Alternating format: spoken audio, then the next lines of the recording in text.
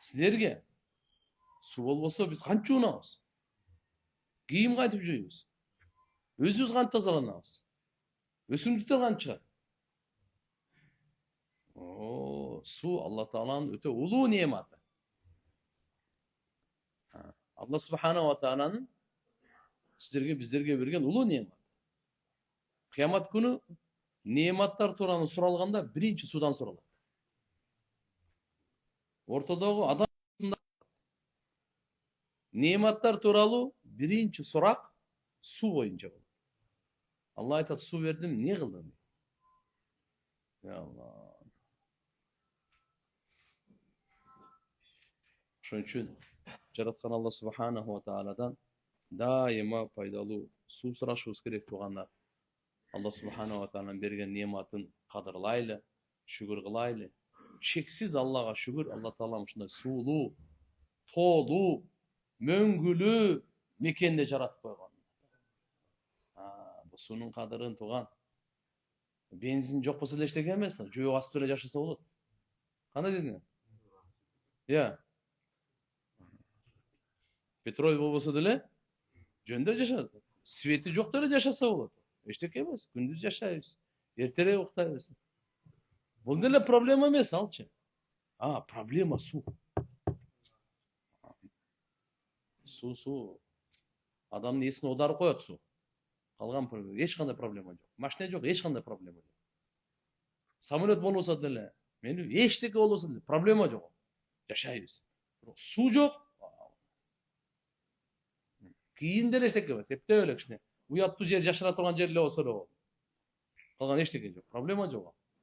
Бирок суу жок. Ошон үчүн Алла Тааланын алхамдулилля чексиз шүгүрлөр болсун туугандар. Сууну исраф кылбашыбыз керек. Азыр бүгүнкү күндө бүткүл аалам боюнча эң чоң проблема, күндүн биринчи темасы бул таза суу. Алхамдулилля, Алла Субханаху ва Таала бизге ушундай суу бергендигине, суулуу мекенге жаратып койгонуна чексиз шүгүрлөр. Ошон үчүн кадырлайлы, шүгүр кылайлы. Алла Таала шүгүр кылсын деп неаматтарын берет. Пайгамбарлар Алланын неаматтарын айтат. Андан кийин Алланын кудуреттерин айтат. Көрсөңөр, карасаңар, эмнеден жаралганыңарды унутуп калдыңар го. Алланын неаматтары жаап силерге нөшөрлөп төгүп атат. Дагы деле эстебейсиңер, шүгүр кылбайсыңар. Анан жалгыз Аллага чак. Ушунун баардыгын кылып аткан Алла Таала. Бул жер Алланын дасторкону да. Ким келсе бул дүйнөгө жейт да Алланын дасторконун. Жеп өзүнүкүн жеп бүткөндөн кийин акырын кетип калат эми. Жүрө бере элем. Жеп бүткөндөн кийин өзүн кетип калат да. Бул жер Алланын чоң дасторкону тууган. Алла Таалам баарыбызга тоофик берсин туугандар. Ошону Алланы эстеп жашайлы. Бул ааламдын кожоюну жалгыз бирөө эле да. Экөө эмес. Алла Таала түндү алып келип, وَجَعَلْنَا اللَّيْلَ لِبَاسًا وَجَعَلْنَا النَّهَارَ مَعَاشًا. Biz түндү мындай кылып, либас кылып койдук. Либас деген жамынчы. Жаап коет да. Жамынчы кылып койт да түндүчү. Уйкуну болсо, адам чарчаган, кыжалат болгон, кетире турган кылып койгонбуз. وَجَعَلْنَا النَّوْمَ سُبَاتًا деген мааниси. Адамдын кайгысын кесет. Адам чарчаганын кесет. Саарлап турсаңыз, бодрый, машалла. Кечкурун чартаган элеңиз баардан кесе турат. Күндүздү жашоо тиричилик, ырыскыны таба турган кылып койду. Ошон үчүн Алла Таалам ыйман келтирейли, жакшы амалдарды кылайлы. Жакшы амалдар кайсы экенин билиш үчүн ага илим керек. Кайсы жакшы, кайсы жаманды билейли. Андан кийинки кадам жакшыны аткарайлы, кылайлы, жамандан сактанайлы. Кыска нускалы бардык пайгамбарлардын дааваты жөнөкөй эле болот. Бир Аллага ыйман келтир. Ага шерик кошмо. Анын буйруктарын аткар, тыйгандан тый. Эки дүйнөдө бактылуу болосуң. Ла илаха иллаллах де. Ушунун мазмунун түшүн. Үмүт кылганга, коркконго Алла Таала. Ошон үчүн Алла менен байланыш. Байланышты түзөйлү. Биз айтабыз го. Байланышы бар адамдын үнү угулат. Үнү угулат. Kaganda birinci bir problemi болуп калды. Таныш билиш барбы? Байланышың барбы? Байланыш бар. Все. Байланыш бар. Мааниси кандай? Мен айтканым угат деген сөз да. Алла менен байланышы бар адам айтканыңы угат. Кайтарбайт да. Жараткан Алла субхана ва таала менен байланыш. Алла менен байланыш бекем дейли. Алла менен соода кылайлы. Жараткан Алла таала алхамдулилlah бардыгын берүүчү. Ошон үчүн Kur'an-ı Kerim'de Allah Teala ayet: "Men amila salihan min zakarin ve unta ve huve mu'minun felenuhyiyennehu hayaten tayyiba." Ugu alınız. Allah ayet otar. Kim жақшы amal kılsa, жақшы amal kılsa, denesine çıkan amal değil, oңдоса. Erkek bolsun, ayal bolsun. Ayırması yok. Bırak iman menen bolsun. İman şart. Ve huve mu'minun. İman. Ne deydi Allah Teala? فَلَنُحْيَنَّهُ حَيَاتًا طَيِّبًا. Yaşo'nun özü verir. Bırak kanday yaşo verem deydi? Hayatan tayyiba. En taza yaşo verem. Pakiza yaşo verem deydi. Neden taza? Gıcalatçılıktan tap taza. Düşmanlıktan taza. Jasalma olgondan taza. Zulumduk günü karangılıktan taza. Şunday yaşo verem deydi Allah Teala. Gıcalatçılıktan taza yaşo oldu. İman menen amalga, bolboso iman menen amalga meenet kılıp alsanız, dünyаңыз bolup turup da gıcalat bolosuz. Gıcalat sizden ketpeyt. Maldın kaygısı jaman. Mansaptın kaygısı andan jaman. Beyliktin kaygısı andan jaman. Egerde iman, amali salih, iman jakşı amal bolsa, Allah Teala der, taza yaşa verer. Neden taza? Kaygıdan taza. Bunun yüreğinde kaygı maygı çok bunun. İkincisi, düşmanlıktan taza yaşa verer. Biri-biriңерге öç, biri-biriңерге düşman, biri-biriңe kek saktap, oşunday yaşaudun Allah Teala tazalap. Ortada süyü, rayımdуу, ынтымак, достук yaşa bolot eken. Kaçan iman men amali salih'e menet kılsa. Allah taza yaşa verem deydi. Biri-birine zulumduk kılbagan, gör albastık kılbagan, biri-birini basmırlabagan, biri-birini kordabagan, birinin akısını jebegen, biri-birine zulumduk kılbagan yaşa verem deydi Allah Teala. Kaçan buna iki şart atkargıla. İman, amali salih. Sizin kıla turgan işiniz oşo. Sizin atağınızdan, apağınızdan, ayalınızdan, balağınızdan, kızınızdan, bir tuğanızdan kıla turgan işi şu. İman, amali salih. Yüreğinde işenimdin bekendesin, iman keltire turgan nersege bekendesin. İkinci, amalın oңдосун. Kanday? Süylögen tilin oңдосун. Kolun oңдосун. Kulağın oңдосун. Gözün oңdосун. Bul amal. Putun oңdосун. Oyun oңdосун. Жүрün niyetin oңdосун. Ne oңdосун? Bul oң olmayınca kanti oңdойсун. Oңdogun misal var mı? Var. Kimdiki? Muhammed Resulullah. Жоқ емес. Алдыбызда мисалы оңдо оң олгула деп эле. Канти оң олайлы, кимди карап оңдон? Бир нерсе барбы оңдогонго? Мен деле ошондой болоюн. Бар. Muhammed Resulullah. Laqad kana lakum fi Rasulillahi uswatun hasana. Bardык жаштарга, bardыk erkek, ayal, karı, bay, kembagallara үлgü Muhammed Resulullah. Peygamberimizni kara, tilingdi peygamberimizge karap oңdo. Gözüңdü peygamberimizge karap oңdo. Kulağыңды peygamberimizge karap oңdo. Alkımыңды, kolуңду, putуңду, niyetiңди, oyuңdu, tünüңdü, günüңdü, жашоо, жеке жашооңду, үй бүлөлүк жашооду, коомчулук жашооду, пайгамбарыбызды карап оңдо. Ошонун аты амали салих дейт. Аллахнын буйругун пайгамбар сүннөтүндө аткарды. Ким каерде, кайсы абалда болбосун. Аллахнын буйругун пайгамбардын сүннөтүндө аткарса, ошо амали салих. Ким? Ким карап болбоңуз сиз? Kayerde? Sodagersizmi? İnjiner, kosmonavtsizmi? Kimsiz? Kim? Kayerde gana? Meçitte, köçöde, ökümötte, mazarda, safarda ayırması yok. Kaysı ahvalda olmasın. Allah'ın hükümleri var. Oğru atasın mı? Densoğukta jakşısın mı? Baysın mı? Kembagalsın mı? Kanday ahvalda olmasın. Allah'ın hükümün peygamberin sünnetinde. Kim atkarsa uşu amali salih olur. Uşuğa Allah Teala muada verip atar. Ne deydi? Taza yaşa verim. Emneden taza? Düşmanlıktan tap taza. Boldu. Düşmanlıktan taza.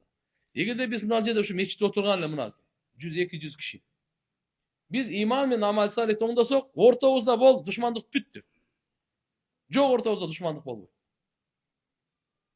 Жеке жүрөгүбүздө кыжалатчылыкты Алла Таала алып коет. Душмандыкты алып коет. Бириз менен болгон сый, урматта, дайыма жакшы сөздө, достукта болот.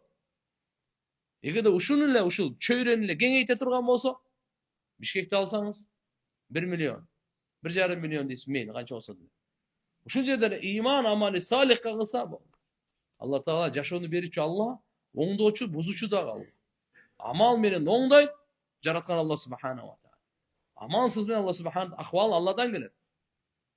Дайыма келип турат бендеге. Абал Алладан келет. Бизде кыла турган, бизден боло турган шак кандай? Амал. Ияка набуду, ияка набуду. Ибадаттын акысын берейли, жардамдын пайдасын алайлы. Ва ияка настаин. Жардамдын пайдасын алайлы. Жардамдын пайдасы Алла, биз Алланын жардамына дайыма муктажбыз. Ар дем алганда, дем чыгарганда муктажбыз. Уктап турганда муктажбыз. Жегенде, ажаткана барганда кечиресиздер муктажбыз. Ар бир учурда Аллага муктажбыз биз. Алланын жардамына муктажбыз. Жардамынан качан пайда алабыз? Качан ибадаттын акысын берсе. Акысын берейли, жардам пайдасын алайлы. Ошон үчүн эгерде биз иман амали салихти кылсак, амали салих деген ушундай. Богоугодное дело деп коет го орустар. Кудайга жаккан иштерди кылайлы. Амали салих. Жакшы амалдарды. Аны ким жакшы амалдарды ким айткан? Кайсы жакшы амал, кайсы жаман амал? Буну сиз биз чечпейбиз. Буну Алла чечет. Мына жакшы, мына жаман. Калганыңызда биздин баарыбыз акылыбыз жетпейт. Ошон үчүн пайгамбар саллаллаху алейхи ва саллям мына туугандар. Бизге сизге үлгү, ырайымдуу жашоону үйрөтүш үчүн. Ошон үчүн туугандар, келиңиздер амалы салихти. Неден таптаза жашоо үйрөткөн Алла Таала? Алла вада берип атат. Фала нухияннаху хаятан тойба. Ишенип койгула. Сөзсүз, жана сөзсүз. Эң таза, пакиза, берекелүү, бактылуу жашоо берем дейт Алла Таала. Эмнеден таза? Хаятан тойба дейт, таза жашоо. Душмандыктан таза. Болду, биз бирибизге душман болбойбуз. Душмандык бүттү. Бирибизге жамандык кыла албайбыз же. Достук таза жашоо. Душмандыктан таза. Кыжалатчылыктан, кыжалат бүттү. Кыжалаттын эшиги жабылды же, все. Сизде кыжалатчылык болбойт уже. Кыжалатчылык болбойт. Жасалма болбойт. Таза жашоо, жасалмадан таза. Кандай? Сон, bir bırakatlar var mı azında? Var ondan. Buna özün götürüp bir görsötüp, riyakörlük, bakazoka. Buna okşa ondan, taptaza. Şunda bir jönököy maşa. Жашоо берет Алла. Тугандар, иншалла, ниет кылайлы, иманды курайлы. Иманды курайлы. Мээнетин кылганда курулат.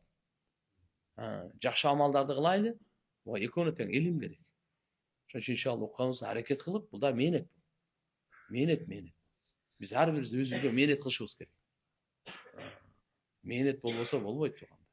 Her bir nesi meynetke muhtaç. Yer daha meynetke muhtaç. Temir daha meynetke muhtaç. Kuruluşlar, bardığı meynetsiz buğday alalbaysın.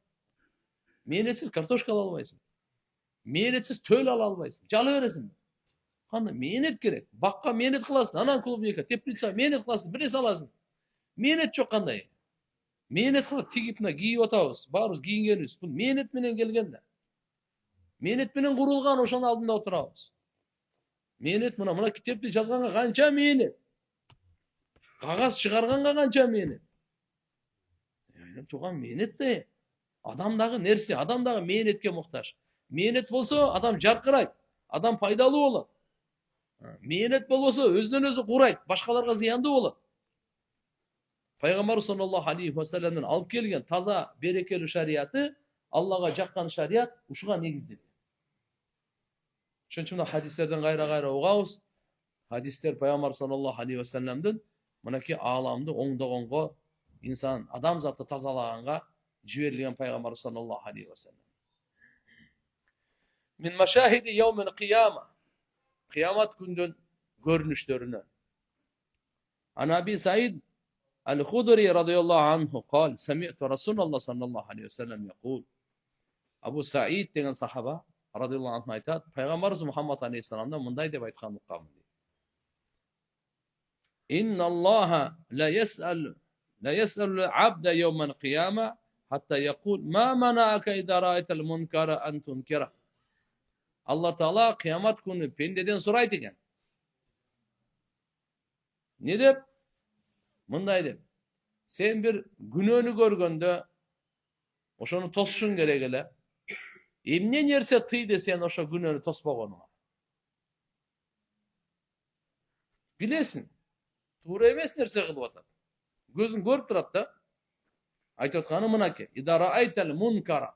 Görбөсөň go iştek emes. Biröөнü şu bir uğuruluğun görüp, bir arak içki, zina, bir aram nerseni, josa ata-enesini uruşup atkanyň görüp, kıskası bir aram nerseni görüp turasın. Oşonda emne üçün sen tıygan joksun? Tıyuğundan emne seni tostu degen soru.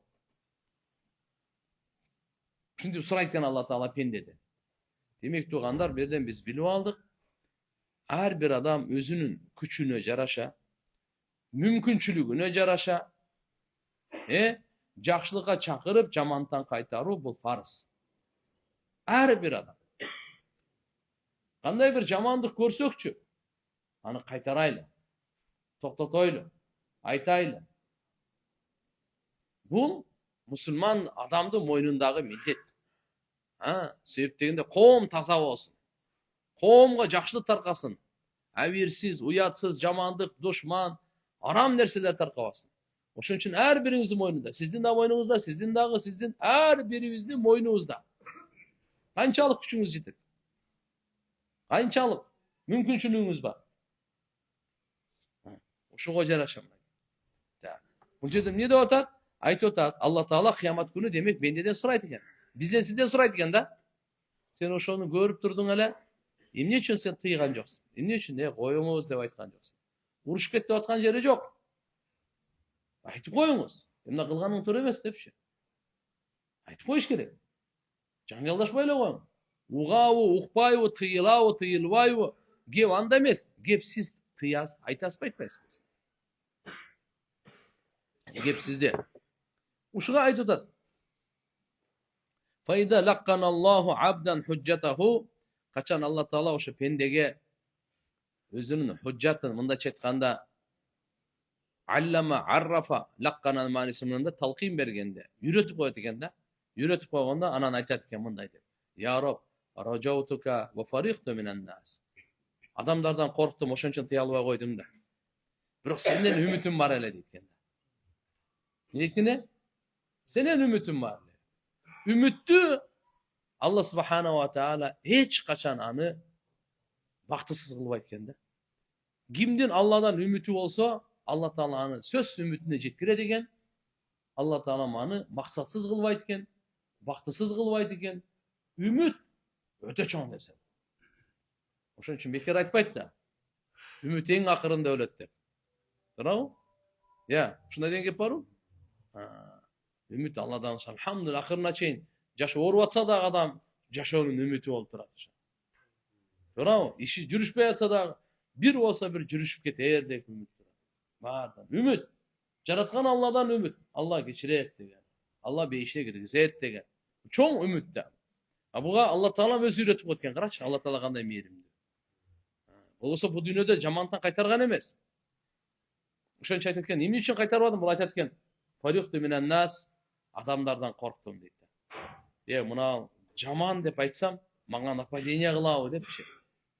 Korktum, meni jaman kılabı dep. Atak anı karabasta ошон üçün Peygamberimiz aytkan ele.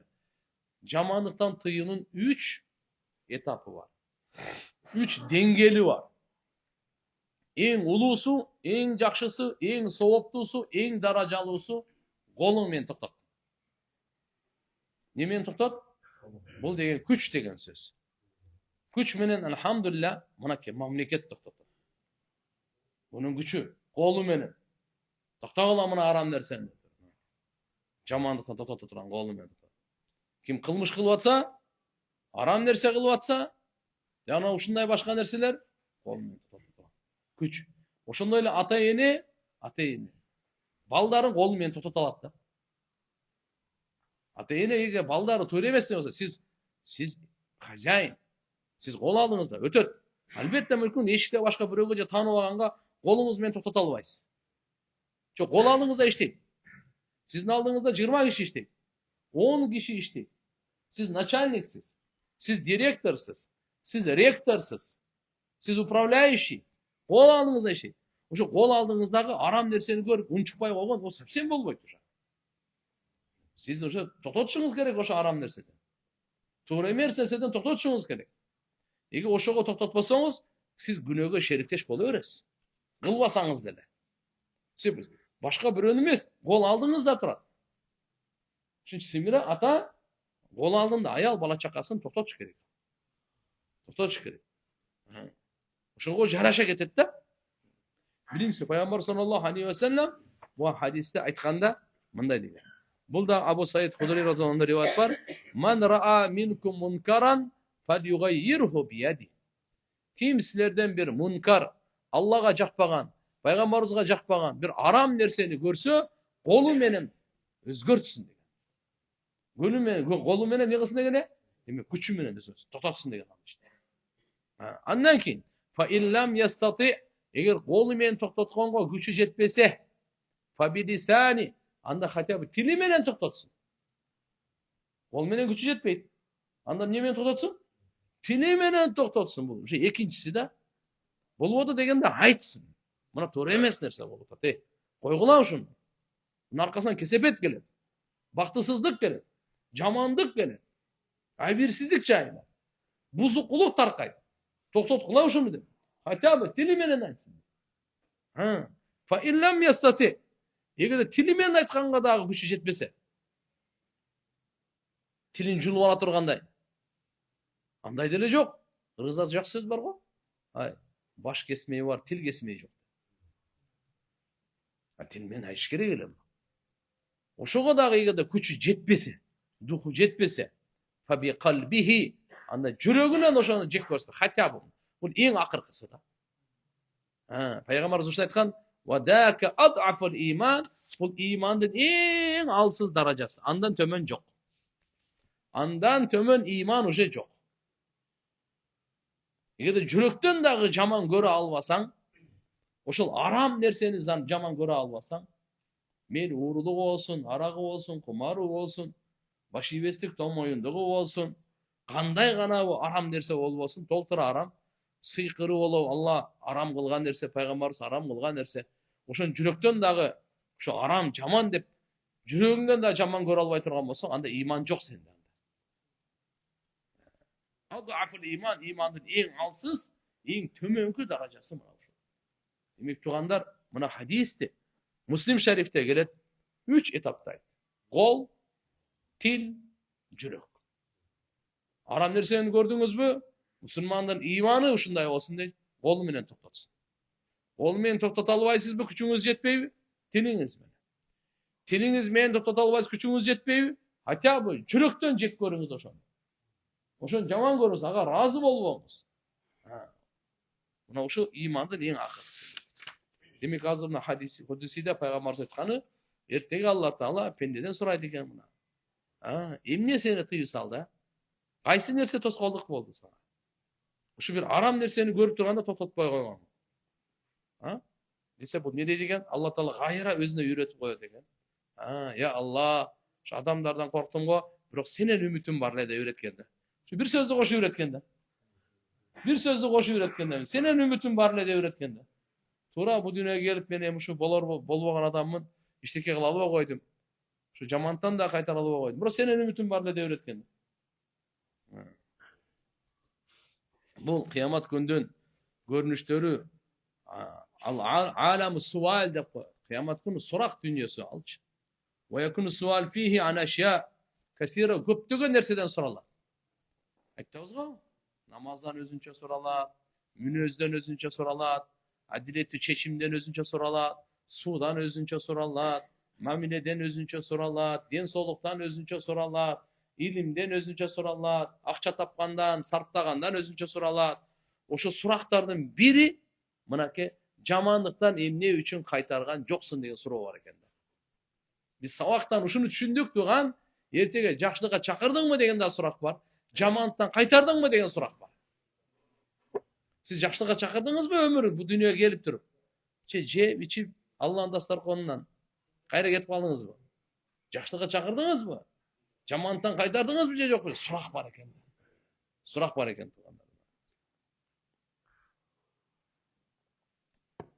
Абу Барса Аслами разıyallahu anh'dan rivayet var. Peygamber sallallahu aleyhi ve sellem mınday deydi.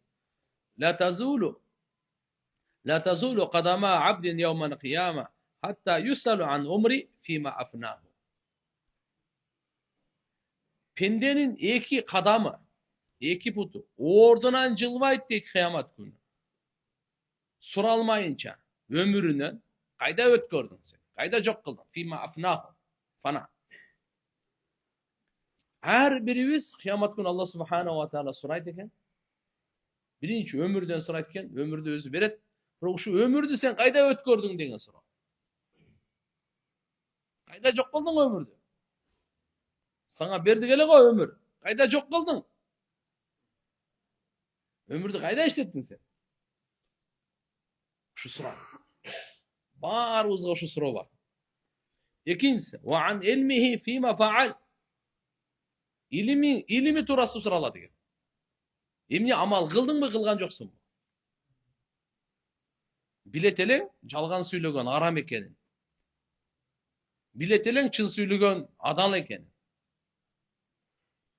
İlimden сурайт экен Алла Таала. Tekebberlikti bilesилең арам экенин. Кичпейиликти билетелең адал экенин. Канча амал кылдың? Билимиңе жараша канча илим? Баарыбыздын билимибиз бирдей эмес да. Бардык элдин билими бирдей эмес. Бирөөнүкү көп, бирөөнүкү орто, бирөөнүкү аз. Бирок билим тууралуу Алла Таалам сурайт экен. Эмне деп? Канча билим алдың эмес, канча билимиңе амал кылдың? Билгениңе канча амал кылдың деген, канча аткардың деген. Намаз фарыз эле, окудуңбу окуган жоксуң? Орозо фарыз эле. Зекет фарыз эле, чын сүйлөгөн фарыз эле, адилеттүүлүк фарыз эле. Кечирим жана башка, ошо канча амал кылдың? Ушул жөнүндө сурайт. Та. Wa an malihi min ayna iktasabahu ve fima anfaqahu. Allah Taala mal mülk boyunca surayt eкен. Kança байлыгың бар? Кайдан таптың, кайда сарптадың? Bir kançасы атаңдын мурасынан калды. Досуңдун белегинен калды. Bir kançасы өзүң таптың. Барыбыз, көп айтып калат да, мен Бишкекке келгенде bir костюм менен эле келдим эле дейт. Азыр машалла канча үй салдым. Бирөө айтат эми ушу Бишкекке келгенде эмне дейт? Тапчка менен келдим эле дейт. Алхамдулилла азырынакы 10-15 жылдар ичинде Алла канча байлык берди дейт. Дагы бирөөсү айтат, мен бул жерге келгенимде эч нерсем жок эле. Нефталсойго чыгып, ошол жерде баягы мардикарлык мындай ким алып кетсе бар үйүнө иш кылат элем дейт. Азыр эми машалла Дордойдо иштеп, эмне деген акчаларды, эмне деген машиналарды, үйлөрдү салдым, машиналарды алдым, башкаларды кылдым дейт. Бардыгы мен мурда мындай эле дедим. Мектепти жаңы окуп тутканда мен эч нерсем жок эле дейт. Азыр алхамдулилла окудум, билдим, үйрөндүм, чет мамлекетке чыгып акчаны акчага чагып атып, акча таптым. Бирөөдөн алып иштеп, сатып атып акча таптым дейт. Мындай кылып аттым дейт. Чын-чынына келгенде эгерде баарыбыздын түбүбүзгө келсекчи, bir тапчка эмес, bir костюм эмес, мени биз эч нерсеси жок келгенбиз дүйнөгө. Булго машалла сен тапчкаң бар экен азыр. Сен уже bir костюмду илип алып келипсиң азыр го, машалла складтарга, ушундайларга ээ болуп кеттиң. Машалла канча деген дүкөндөрдү ачып, канча деген контейнерлерди алып. Вообще дүйнөгө келгенде ушу эч нерсебиз жок эле го. Так, эми ошол таптык, ээ болдук да, ошону Алла сурайт экен, кайдан таптың? Мына бу дүйнөнүн сурагы, бу дүйнөнүн соту, буну дүйнөнүн териштиргени шипуха. Алла сурайт ар бирибизден. Сурап аткандарды дагы сурайт. Азыр бизди сурап аткандар бар го? Бу жашоодо. Аларды дагы сурайт. Сен кайдан таптың деп. Сен кайдан таптың? Коркутуп, алдап, бияк-бияктап атып таптыңбы? Же туура эмес чечим чыгарып атып таптыңбы? Ойлобоңуздар. Мына биз эле суралат экенбиз деп. Соттор суралат. Тергөөчүлөр суралат. Бийлер суралат. Байлар суралат. Суралбаган бир адам калбайт. Бардыгы суралат. Бардыгы суралат. Эмнеде сурайт экен? Суралайт экен. Min malin an malihi. Mal mülk boyunca. Mal mülk деп мынаны айтат. Кийинип алдыңыз го? Ушу кийимди каяктан кийдиңиз? О, машина айдап жүрсүңүз, каяктан таптыңыз ошону? О, үй салдыңыз го, каяктан салдыңыз? О, бала чакаңызды багып атасыз го, каяктан багып атасыз? Кайдан ушуну? Min ayına iktasabahу. Кайдан таптың деген суроо экен биринчи. Мал мүлк боюнча кайдан таптың деген суроо. Жана ошону не кайда сарптадың? Не деген суроо экен? Кайда сарптадың? Азыр алхамдулилля адалдан таптым, мээнет менен таптым, бизнес менен таптым, эч кимди алдаган жокмун, эч кимге намек дагы уурдаган дагы жокмун, кымтып жана башка нерсе кылган жокмун. Чисто пешене тер менен шарият күн көрсөткөн жолу менен таптым. Бул арак сатып тапкан жокмун, кумар ойноп тапкан жокмун. Мени жана башка арам нерсе менен тапкан жокмун. Пешене тер менен таптым. Молодец. Жарым суроого жооп бердиң. Эми жарым суроосу калды. Ошонун жарымы кандай? Кайда сарптадың? Заказга сарптаган жоксуңбу? Заказ. Бирөөнү шерменде кылганга, бирөөнү кордогонго, напсиңди жыргатканга, зынага сарптаган жоксуңбу? Же текеберликке, элди көрүп, ошого сарптаган жоксуңбу? Же исрапка сарптаган жоксуңбу? Азыр исрапка сарптаган мода азыр. Кайда сарптадың? Алланын динине дагы сарптадыңбы, же болбосо кандай? Өзүңүн напсиңе да сарптап бердиң. Кайда сарптадың деген суроо да.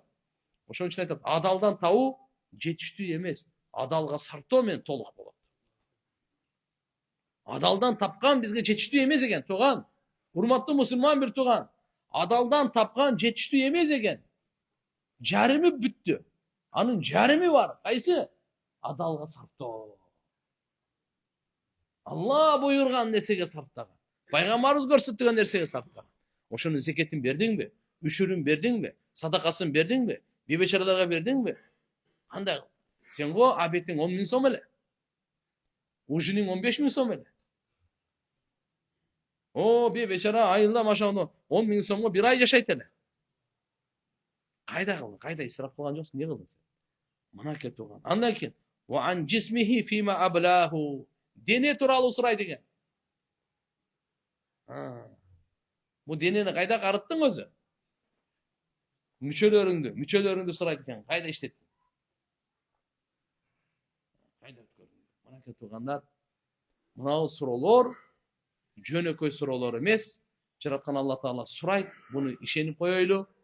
Алла субхана ва таала ар бир пендеден сурайт. Бүгүн биз азатпыз. Бүгүн биз эркинбиз.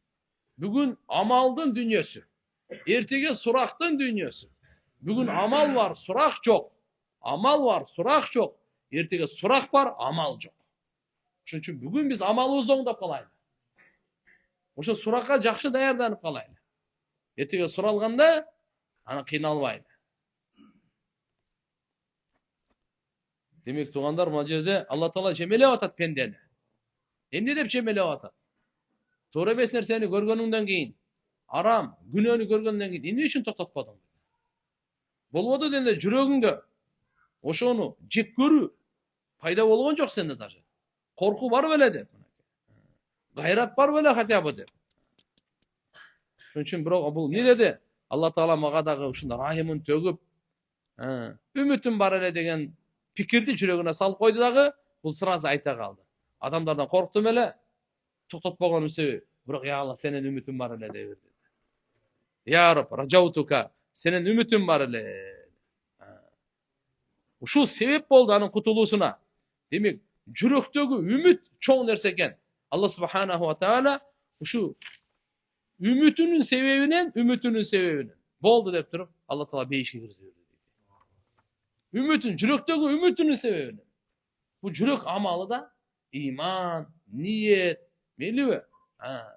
Каалоо, жакшылык каалоо, үмүт, коркуу, бу жүрөктүн амалы. Жүрөктүн амалы бар, тилдин амалы, дененин амалы. Кудумушунда бул жүрөктүн амалы да.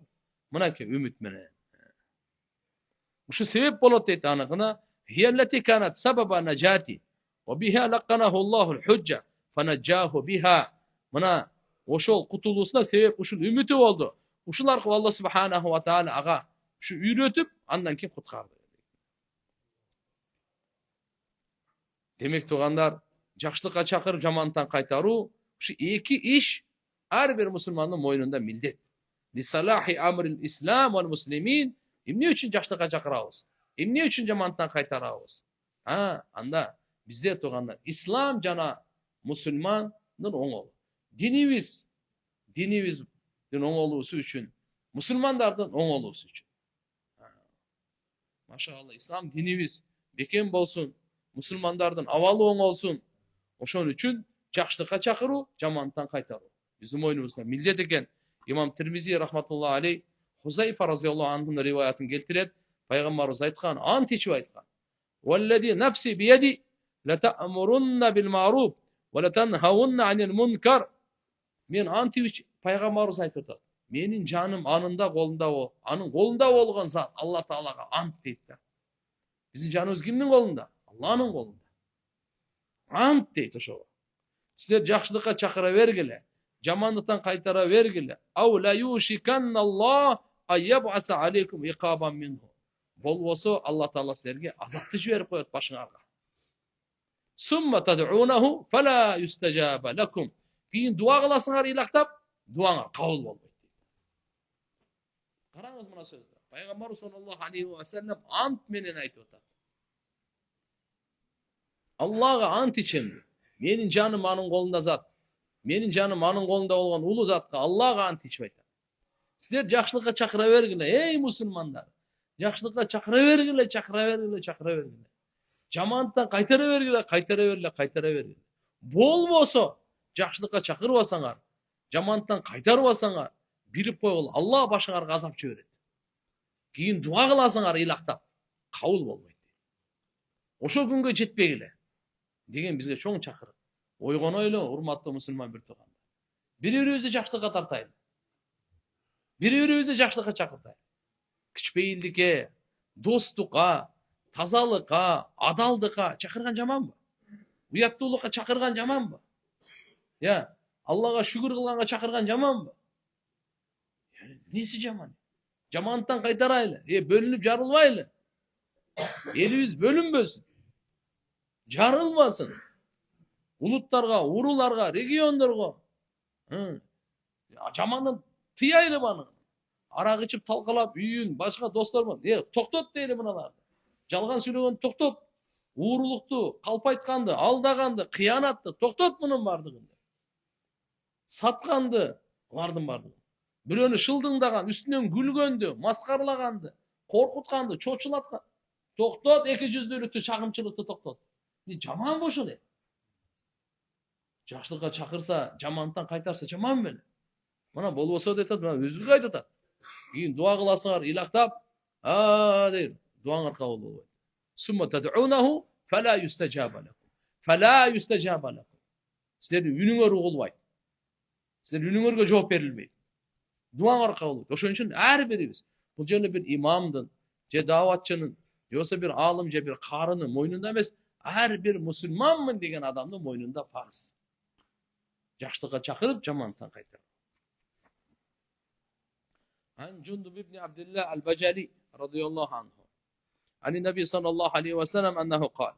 Kana fi men kana qablakum raculun bihi curhun fecazi'a feakhada sikkinan fehazza biha yadahu fema raqatid dam hatta mat. Qala Allah Teala badarani abdi bi nefsi harramtu aleyhil cennet. İmam Bukhari bunu zikir kılar. Kitab-ül Canayiz, Canaza kitabında. Özünü öldürgen adam turalı. Şu hadis geletken Jundub degen sahaba. Jundub. Peygamber sallallahu aleyhi ve sellem aytadi, sizlerden murda bir kişi bolgon deydi. Murunku Bani İsrail'de bir kişi bolgon eken. Oşonun misalını aytıp Peygamber sahabalarga mesele aytat ele, çakırık jasayt ele, alardı niyetin oңдойт эле, амалын оңдойт эле, мүнөзүн оңдойт эле, жаман ниеттен, жаман амал, жаман мүнөздөн эскертет эле. Пайгамбар саллаллаху алейхи ва саллям кээде ушинтип мурунку силерден мурдагы коомдо ушундай адам болгон деп ошонун мисалы менен түшүндүрөт. Bizde murda Muhammed Aleyhisselam'ın ümmetinden murda uşunday bir kişi bolgan. Rajulun bihi jurhun deydi. Jarakatı bolgan eken. Çıdamsız, sabırsız. Anan bıçakta alıp durdağı oşu jarakatına çe. Fahazza biha yadahu kolun kesiptir da. Şu koluna bir uşunda parsanak şu jara çıkkan eken. Keskende şu katı kesilip kalgan o mancalar. Kan toktobay çıgar ölgön eken. Çünkü oşunda fama raqati dam hatta mat. Oşunda kan toktobay ayga verip parvanan ölgön eken. Allah subhanahu wa ta'ala oşunda aytkan eken. Pendem özünün ölümün özü tezdetip aldı demiş. Şunları badarani abdi bi nafsihi. Özün özür şömene. Badarani mubadarada kuat. Menen aşa getdi degen söz. Munda aytkanda özün özüne kol saldı da. Allah subhanahu wa ta'ala insanlarga ömürdü yaşaş üçün bergen. Ölümdü tez alıp geliş üçün, tez çakırış üçün bergen emes. Gelet al. Demek adam balası özün canına öz kol salgan öte çoğun aram. Allah Teala'nın bergenine elhamdülillah desin. Jaratan Allah subhanahu wa ta'ala'ga şükür. Oşuğa men beyişte aram kıldım deydi Allah Teala. Harramtu aleyhil cennet. Ağa men beyişte aram kıldım. İyim karanız. Kur'an-ı Kerim'de aytat. Ve la taqtulu anfusakum. İnnallaha kana bikum rahima. Allah. Sizler öz canыңарды өлтүрбөгүлө. Je bolbosa biri-biriңерди өлтүрбөгүлө. Өзүңөрдү да өлтүрбөгүлө, башканы да өлтүрбөгүлө деген сөз да. Kur'anda ушундай келет. Өзүңөргө зулумдук кылбагыла, башкаларга зулумдук кылбагыла. Макулбу? Ушундай да ушул катарында вала тaqtulu anfusakum. Силер өзүңөрдү өлтүрбөгүлө деп. Өзүңөргө өзүңөр кол салбагыла. Экинчиси, башка бирөөнү да өлтүрбөгүлө. Albatta Allah subhanahu wa ta'ala sizlerge rayımlı deydi. Şu sözün ayağında, şu ayet. Sizler özüngör öldürmegüle. Ve la taqtulu anfusakum. İnnallaha kana bikum rahima. Albatta Allah Teala sizlerge rayımlı. Allah Teala özünün rayımı menen sizlerge bizlerge özünüzün canınıza kol salganda haram kıldı. Adam özünün canına özü kol saluusu haram. Bul Allah'ın rayımdılığı. Bul Allah'ın nesigen? Rayımdılığı tuğanda. Haram kıldı öz rayımdılığı menen Allah subhanahu wa ta'ala. Cenököymez. Ve min rahmetihi subhana en harrama alel insan en yaktula nefsa av en yaktula nefsa gayrihi. Allah öz rayımdılığı menen insanga haram kıldı. Özün öldürgöndü dağı başkaga kol salıp öldürgöndü dağı haram kıldı. Uşul Allah öz rayımdılığı menen Kur'an-ı Kerim'de aytıp kany.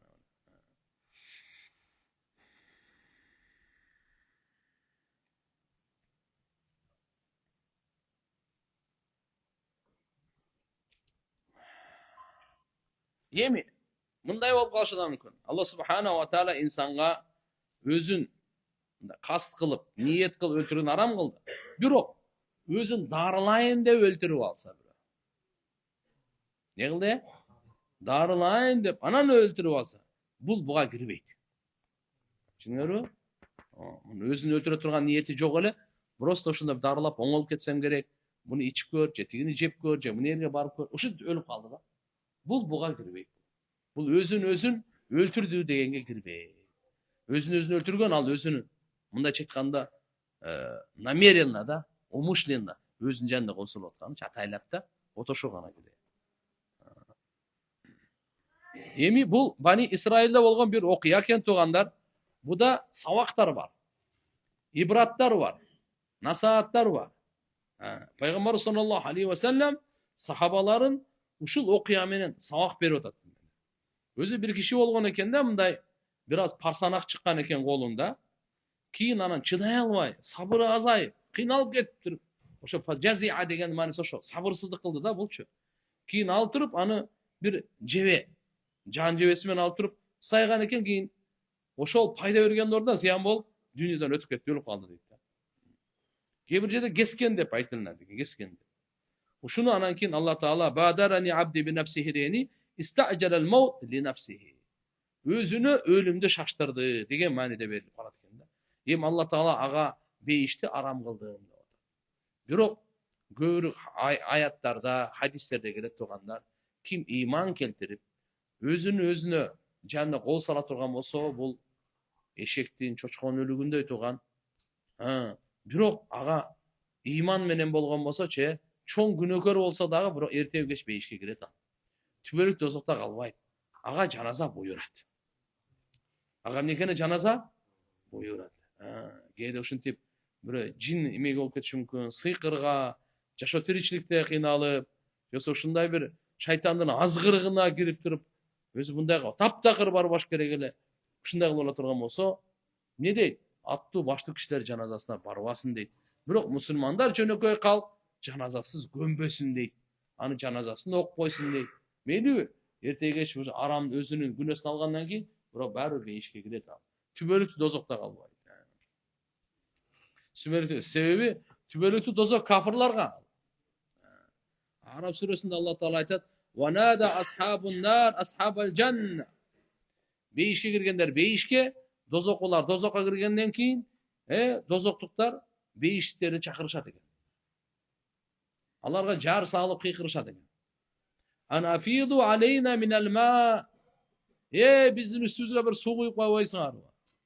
Бир суу бербейсиңерби бизге? Ау мимма разакакумуллах.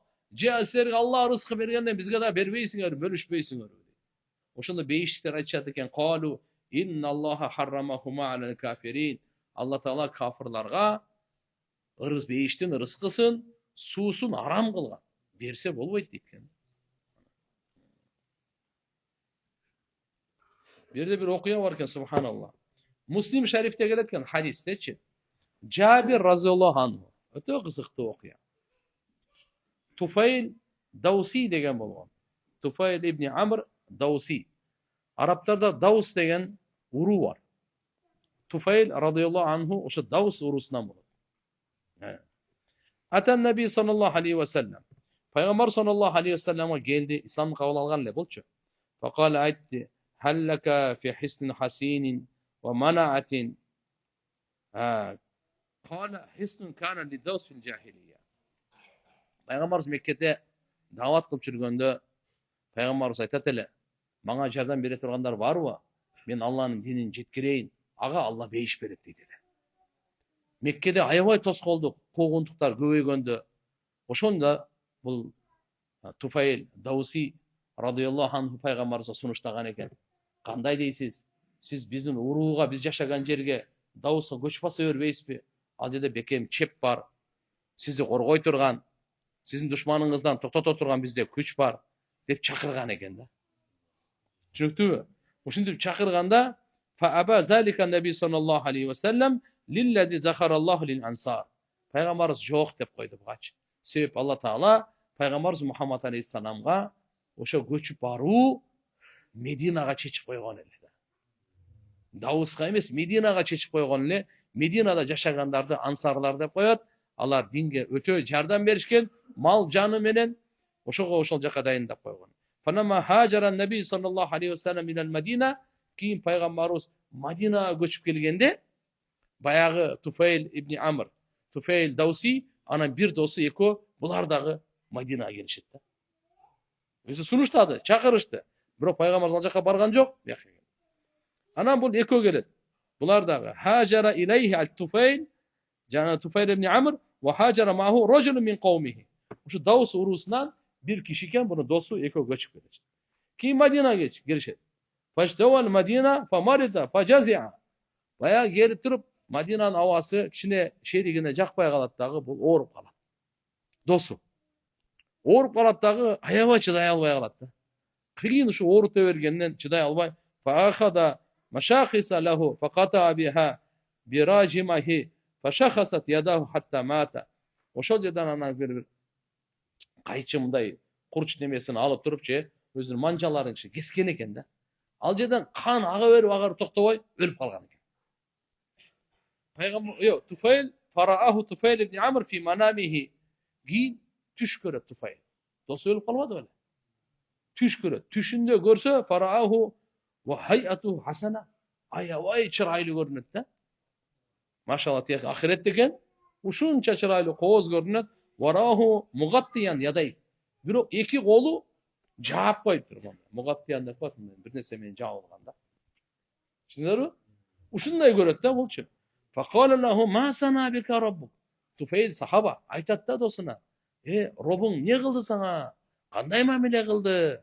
Не болду ахиретте сага тиякта не күтүп алды? Кандай десе, фaqala гафара ли би хижрати. Алла мени кечирди. Ошол Дауыстан Мединага Алла үчүн көчүп келишти да буларчы. Келишкен. Ошонун себебинен хижрат деп коет да. Хижраттын себебинен Алла мени кечирди дейт. Ила Наби саллаллаху алейхи ва саллям. Пайгамбарыбыздын алдына келишкен эле бул экөө. Ошон себебинен кечирди дейт. Фaqala анан айтты. Фaqala ли арака мугаттиян ядай. Анан айтты: мен сен колуңду жабык көрөм го, эки колуң жабык го. Эмне болду десе, кала кила ли лан нуслиха минка ма афсатта. Мага мындай деп айтылды дейт. Сен өзүң талкалаганды биз оңдобойбуз деди дейт. Эки колуң кесе болбоду эле булчу. Ооруга чыдай албай эки колуң кескенден анан ошо сен өзүң бузганды биз оңдой албайбыз деп койду дейт. Мен сурандым дейт да тияктачы. Түшүнүктүүбү? Мен суранып ушу эки колум эми оңолсун десем, ошондо эмне деди дейт? Сен өзүң бузганды биз оңдой албайбыз. Өзүң талкалаганды, өзүң жок кылганды биз аны жаксай албайбыз деп койду дейт да. Факаса Туфейл. Ушу түшүн пайгамбарыбызга келди, Туфейл айтып берди. Туфейл пайгамбарыбызга келди дагы: "Я Расулалла, ушундай болду, досум" деп айтып бергенде, пайгамбарыбыз анан дуа кылды. Аллахумма валидайхи фагфир. Я Алла, анын эки колун тең кечирип койчу деди. Өзүң кол кечирдиң, эми эки колун тең кечирип кой депчи. Түшүндүңүздөрбү? Эки колун тең кечирип кой деп дуа кылды да. Пайгамбар саллаллаху алейхи ва саллям дуа кылды. Би тамамил магфира ва мужавазат ан сайяти ядай. Я Алла, толук кечиргин деп дуа кылды. Жана ошо колу менен кылган жаман ишин дагы кечирип койгон деп дуа кылды. Албетте пайгамбардын дуасы кабыл болду.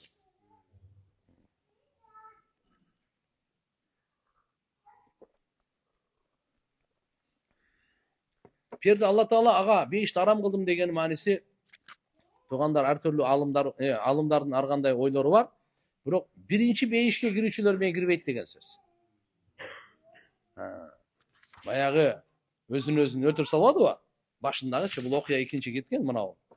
Колун кесип туруп мурдагы үммөттөн болгон канай берип анан. Бул деме Алла Таала кийин айтып атпайбы? Харрамту алейхил жанна, бейиштагы арам кылдым деген мааниси түбөлүктүү арам эмес. Биринчилер менен киргенге арам, анан кийин кирет деген сөз. Сепан иманы бар эле да. Ошон үчүн туугандар, жараткан Алла Таала пенделерди жаратты жашаш үчүн. Өлүмдү тездетиш үчүн эмес. Угуп алыңыз. Ошондуктан Алла Таала өлүмдү эңсегенди арам кылган. Өлүмдү эстегенде эмес, эңсегенди. Жакшы түшүнүп алайлыбы? Эстеген ол болот ал. Буйрулган ал жакшы нерсе. Эңсеген, ушу өлүп калайын дей берет да. Тезирээк өлүм келсене депчи. Өлүп калайын деп жөн өлүмдү эстей бер. Ал өзү сен чакырбасаң деле келет ал. Сен чакырган карап келе беле ал. Ага карап келбейт. Бирок ошо тыюу салынат. Таманна кылган. Ушу өлүмдү таман пайгамбарыбыз тыюу салган буга. Эңсебегин аны. Ошондой эле бирөө баласына өлүмгө дуа кылбасын деген. Кээ бир ата энелер балдарынан тажап кетип анан кийин дуа кылып себептегенде кээ бир учурда периштелер амин деп коет. Ата эненин дуасы балага кайтарымсыз. Пайгамбарыбыз айткан, античип айтайын, 3 дуанын кабыл болуусунда вообще шек жок деген да. Грамм шек жок деген. Биринчиси мусапырдын дуасы. Экинчиси атанын баласына болгон дуасы. Экинчиси атанын, үчүнчүсү жапа чеккен адамдын дуасы. Зулумдук, мазлум деп коебуз. Ушу үчөөнүн дуасынын кабыл болуусунда пайгамбарыбыз айтат, грамм шек жок. Вообще шек жок. Ошон үчүн ата дагы эч качан балдарына ата эне кандай болуп кеткен чакта дагы тескери дуа кылбаш керек. Ошондой эле душманга жолукканды дагы эңсей бербеш керек. Душманды каалай бербеш керек. Себеби сахабаларга пайгамбарыбыз тыюу салган. Душманга учурашсак бир согушсак экен депчи. Жүрөгүндө андай арман болбосун. Мындай армандаганды, мындай каалоону, мындай эңсегенди шарият арам кылган. Келип калса, анда артка качмай жок. Карачы шарият кандай сонун. Өзүң текеберлерин көрсөтпө, өзүң кыйынмын дей бербе. Жөн өзүң өпкөңү бас, спокойный бол, еңсебе, bir ошол эле кезде жүрөктүү бол. Эгерде өзү болуп калса, мен ошон үчүн мен чыгам, мен кыйынмын дей бербе. Өзүнөн келе турган болсо душман, анда мен желание бар чык дейт. Ошончо эле каалап атсаң дейт. Так, иншалла, мусулманга мына тарбия. Кара, көрдүңүзбү кандай бизге тарбия? Биз душманды эч качан эңсебейбиз. Душманга келсе экен, согушсак экен деп. Согушту биз каалабайбыз, биз тынчтыкты каалайбыз. Бирок эгерде бирөө айвандык менен, бирөө ушундай эшекпейилдик менен, бирөө ушундай бир душмандык менен, мына ушундай бир каракчылык менен кол салап душмандык согушту кааласа, все, анда бизде аркага качмай жок анда. Аркага пут таштамай жок анда. Бул шариаттын көрсөтмөсү. Пайгамбарыбыз үйрөткөн.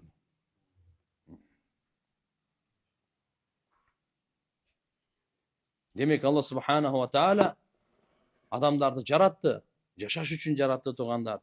Жана мынакей вашара таатима ютфа анхул маут ва асбаби мисали шу ден соолукту бышыта турган, өлүм жана ооруну күчөйтө турган нерседен дарыланганга шарият буйрук берген. Дарыланганга буйрук берген. Эмне үчүн? Дарыланбай элем Кудай айткан болот деп өлүп кал. Андай болбойт ал. Дарыланыш керек. Дарыланыш керек. Эми Кудайга таштадык, не болсо ошо болсун. Жок. Мына алхамдулилля, Алла субханаху ва тааля пайгамбарыбыз айткан, бул сүннөт болуп берет. Баардык колубуздан келген руханий дагы, материальный дагы дарыланыш керек адам баласы. Колунан келишинче. Жөн эмне болсоң ошо болсун деп ага уруксат эмес. Түшүнүктүбү?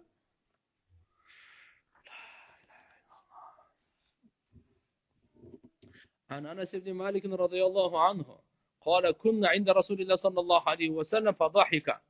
Anas ibn Malik radıyallahu anh aytat, biz Peygamberimiz Muhammed Aleyhisselam'ın aldığında elek Peygamberimiz güldü deyip bir cevap.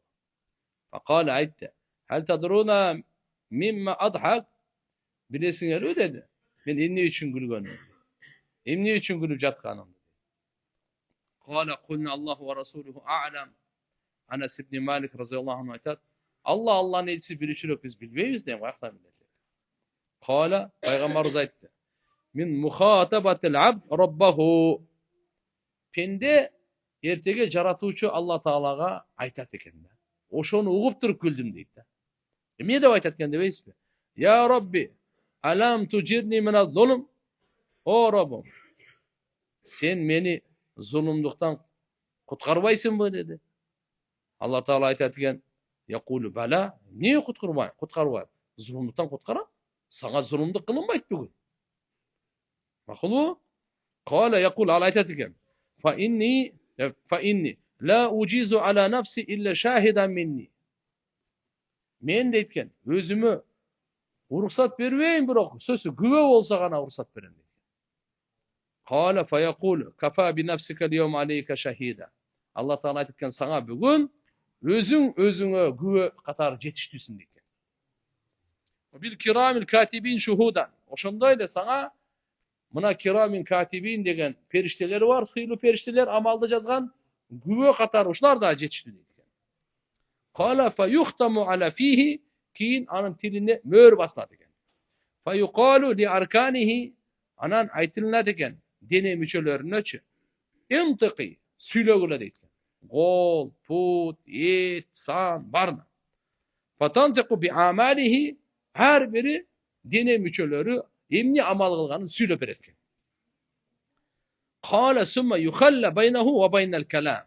Al menen uşu söz bolgondan keyin boşatıp koyatken. Fa yaqulu, oşonda anaki bul degen öz tekke taşlap koyatken degen söz. Fa yaqulu anan bu aytkende bu'dal lakunna ve suhqan fa ankunna kuntu unadilu deydi. Bu til aytat eken.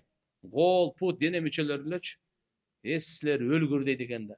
Men sizler üçün can tartıp atsam, sizler bugün bana karşı söylediňer deydi. Em uşun çeşmelep bereyim. Bu İmam Muslim rahimahullah kitabını uşul alып kelgen Kitab-ı Zuhud'da. Bunu aytып atkany Peygamber sallallahu aleyhi ve sellem güldüm atpay. Emne üçün? Pende jaratkan Allah Taalaga süylep atkanda birinci aytken da. Ne dep? Maňa zulümdük kılbaysın da, toorabı deydi. Toora, zulümdük kılbayım. Bunu aytkendə zulümdük Allah Taala zalim emes da. Allah bir de pendege zulümdük kılbaydı. Qanday zulümdük kılbaydı dese, kılgan жақшы işin soğuğunu azaytıp, kılbagan jaman iş, misali kılgan jaman işin көбөйтүп. Allah zalim emес. Zulüm iki jaktan bolot. To'g'ri turыңыз, daha aytayın. Bir жақшы iş kıldınız, oşogo Allah Taalam sowapты hech qachon azaytып berбейт sizge. Толугу менен берет. Көбөйтүп берет. Kılgan жақшы işingizdi azaytып koygan bul da zulümdük da. 10 жақшы iş kıldınız, 9'dan soğuğun birini berбей koydu. Allah bunday emес. Ekinçisi, bir jaman iş kıldın, oşonu көбөйтүп бербейт. Bir jaman iş kılsan, iki jaman iş kıldı debeyt sana. Bir jolu aldasan, iki jolu aldadı dep жазбайт sana. Bir jolu uğurluk kılsan, iki jolu uğurluk kıldı dep tiyakta bu zulümdük bolup kalat da. Түшүндүңүздөрбү? Жакшылыкты азайтпайт, жамандыкты көбөйтпөйт. Жакшылыкты азайтпайт, соогун азайтпайт. Жамандыкты көбөйтпөйт күнөөсүн. Алла субханаху ва таала бул зулумдук болуп калат. Алла зулумдуктан таза зат. Алла бенделерге, ааламга залым эмес. Ва маллах бизаллам лил ибад. Алла бенделерге залым эмес. Эч качан зулумдук кылбайт. Bir dağ insana kıyamet günü zulümdük bolbayt. Özünün kılganın gana berilet. İttaku yevmen turca'una fihi ilallah. Thumma tuvaffa kullu nefsin bima kasabat. Ve hum la yuzlamun. Sizler Allah'a kayta turgan gündü. Oşo günden korkula. Al günü. Pendenin kılgan amalı. Toluğu menen berilet. Temçildiksiz. Allah'a hiç kanday zulümdük kılınbayt deyt. Uşul ayat Kur'an'da en akırkı çıkan ayet. Kur'an'da en birinci çıkan ayet İkra. Bismi Rabbikellezi halak. 5 ayet düşkün Alak suresinin. En akırkı ayet azım esirge okup bergen. Başka mufassirler başkaları da aytat, bura köpçülük uşun aytat. İttaku yevmen turca'una fihi ilallah. Allah'a kaytarıla turgan gününgörden korkula. Allah'a kaytarıla turgan gününgörden, oşol günden korkula dağı arandı taştağıla. Thumma tuvaffa kullu nefsin bima kasabat.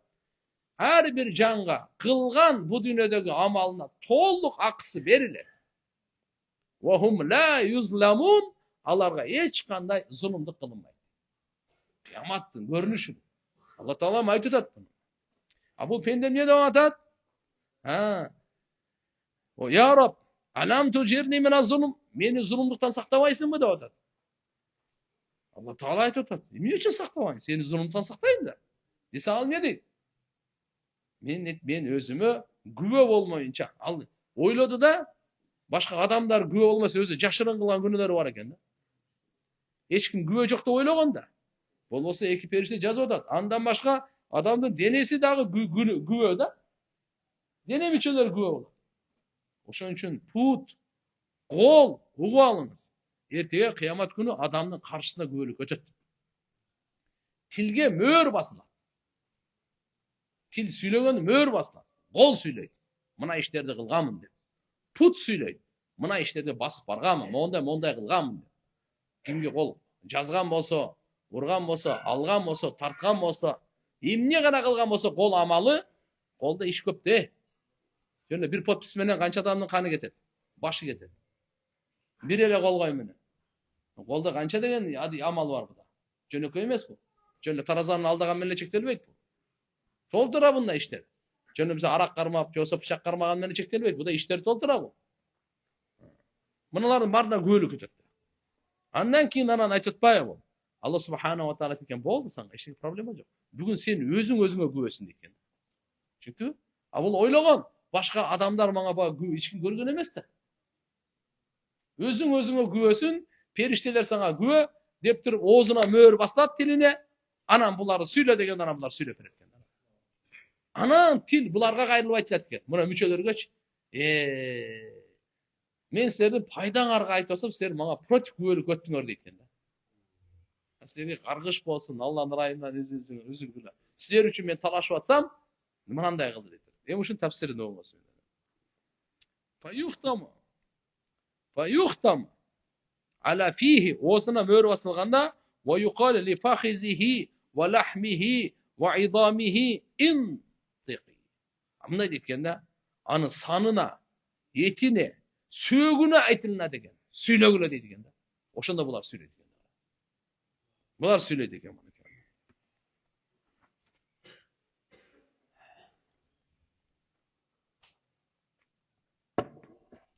Пайгамбар саллаллаху алейхи ва саллям эмне үчүн күлдү? Себеби дегенде бул бенденин Аллага болгон журат, эркин карап, ошо Алла Тааланы дагы алдап коеюн деп атат да. Өзүнүн оюна койсочу. Мага мени зулумдуктан сактайсыңбы? Мына эч кандай күбө жок деп жараткан Алла Тааланы ушундай кылып атат. Пайгамбар ошон үчүн күлкүсү келген. Ошон үчүн күлкүсү келген. Айтып атат, сен мага вада бербедиң беле мага зулумдук кылбайын деп. Болду. Ошо мага зулумдуктан кандай десе, күбөсүз кабыл болду. Ал адамдын күбөсү керек жок, сен өзүңө өзүң күбө жетиштүүсүң дейт. Туугандар, мына бул жерде чоң сабак бар. Ким каерде болбосун, сиз ойлобоңуз, мени адам көргөн жок депчи. Туура. Сиз адам көрбөгөн жерде бир иш кылдыңыз. Видеокамера тартпаган жерде бир иш кылдыңыз. Бирок эртеге билип коюңуз, кыямат күнү өзүңүз өзүңүзгө күбөсүз. Өзүңүздүн дене мүчөлөрүңүз өзүңүзгө каршы күбөлүк өтөт. Мына ушуну айтып атат бу жерде. Периштелердин күбөлүгүнөн өзүнчө жер дагы күбөлүк өтөт. Бирок мына өзүңүзгө өзүңүз денеңиз күбө дейт. Алла сүйлөтөт мүчөлөрдү. Мисалы, фатантику ядаху, эки колу сүйлөй деген. Кандай зулумдук менен кармаган, уурдаган, же болбосо зулумдук менен жазган, кол койгон, бирөөгө арам колун сунган, эки